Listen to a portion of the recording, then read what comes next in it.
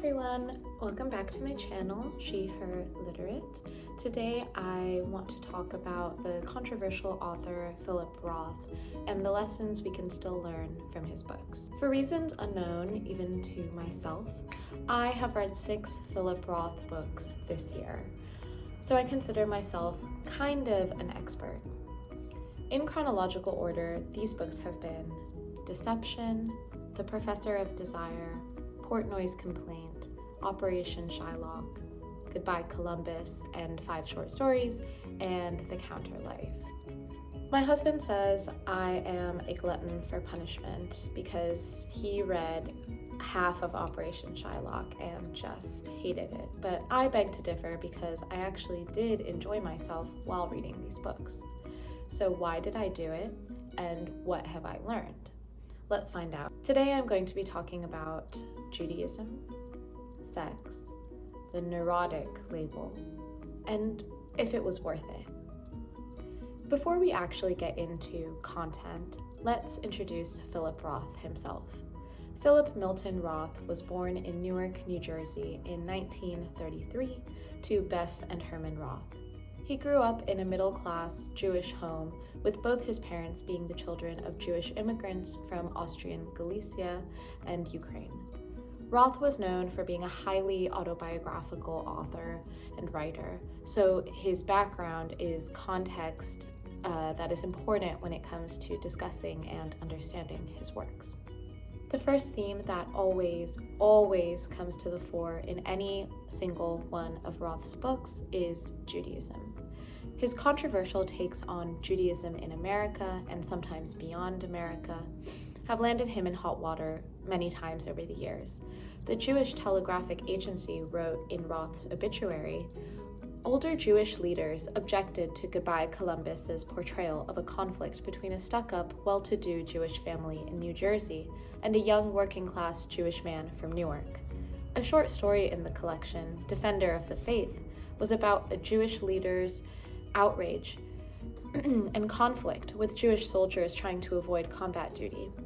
Jewish leaders' outrage at Roth peaked a decade later with Portnoy's Complaint and its exploration of lustful Jewish paranoia, including a scene where the protagonist pleasures himself with a piece of liver. "What is being done to silence this man?" an American rabbi asked in a 1963 letter to the Anti-Defamation League. This is where Roth and his work suffer from the classic minority paradigm. When you write about anything, especially when you write about characters from the minority group to which you belong, you are seen as speaking for the entire group or representing the entire minority, at risk of creating a monolith out of that minority. Roth himself said, "I did not want to, did not intend to, and was not able to speak for American Jews. I surely did not deny, and no one questioned the fact that I spoke to them, and I hope to others as well." It's like saying that Vladimir Nabokov, when writing Humbert Humbert's character, was writing for all European immigrants to America, and on top of that, writing something autobiographical. Nobody thought this was the case, at least nobody that I could find in my research on this subject. The beauty of Roth's craft is that he holds up a mirror to all of us, and this is what fiction should do. We should all see ourselves in fiction, and we should all be able to appreciate that regardless of whether or not this is the author's intention, it does not necessarily show each person the same thing. The reflection that the mirror shows may not always be easy to digest. I definitely felt this way reading Roth's books, and that was not as someone who grew up as Jewish, but as an American and as a child of immigrants. To me, this is what makes the quality of Roth's work so enduring. Another huge part of the accessibility of Roth's work is his second theme, or my second theme in this video, which applies more or less to all of us, and that is sex. Sex is prevalent in all of Roth's works, but it comes to mind primarily when I think of the notorious Portnoy's Complaint, which contains, that scene with the liver. It's more or less ingrained into the cultural subconscious, but to spell it out to you, Alexander Portnoy, the book's eponymous protagonist, does something unspeakable with a piece of liver that is destined for the dinner table. Actually, in 1969, the book was declared a prohibited import in Australia. Penguin Books, the Australian publisher, circumvented the importation ban by having copies printed in Sydney in secret and stored in fleets of moving trucks to avoid seizure by the authorities. I found this tidbit on Wikipedia. Roth writes about sex so much you can't help but wonder, is this really about sex?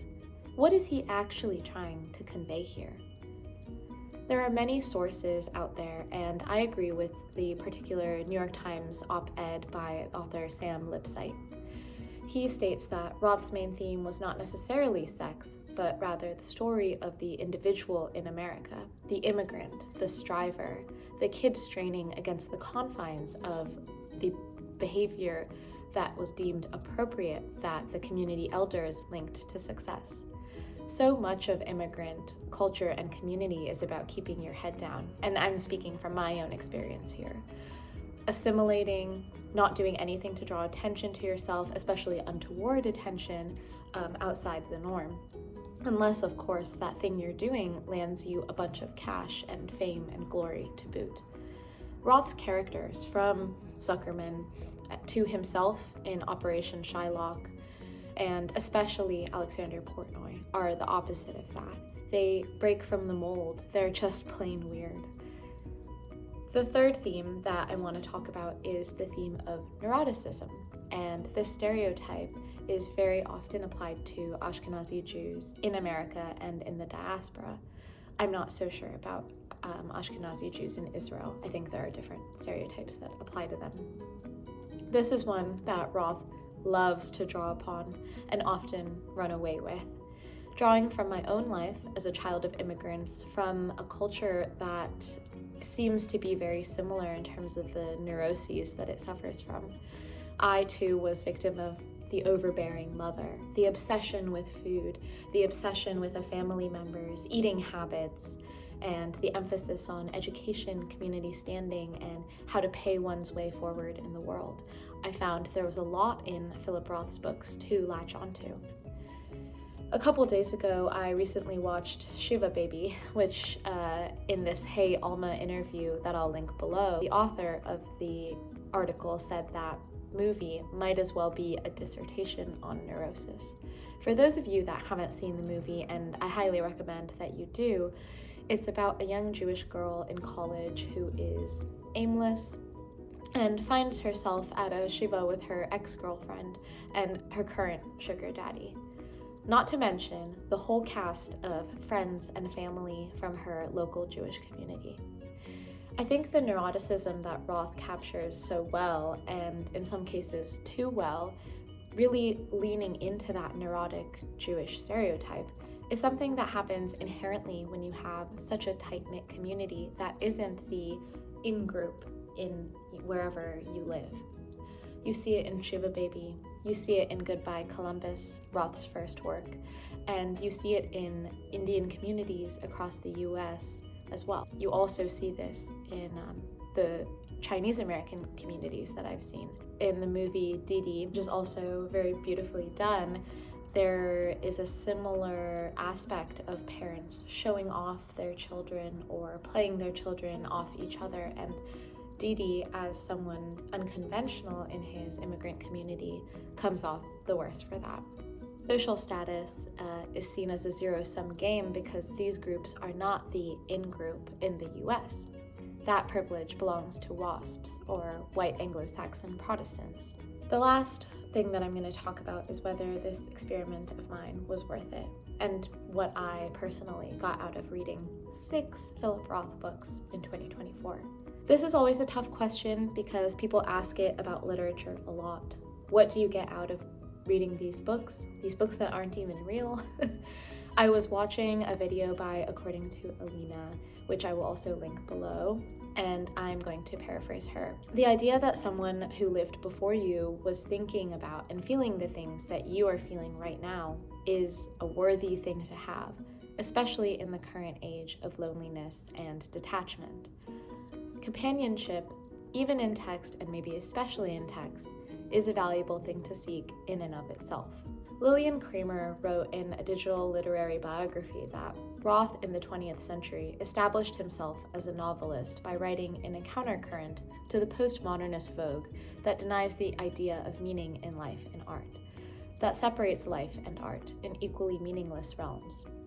His work affirms that truth exists beyond as well as in the text, that texts may be read for enlightenment as well as the pleasure given by their artifice. Roth creates a literary universe in which readers may find relevant meaning for their lives. From a purely literary perspective, I really enjoy Roth's writing.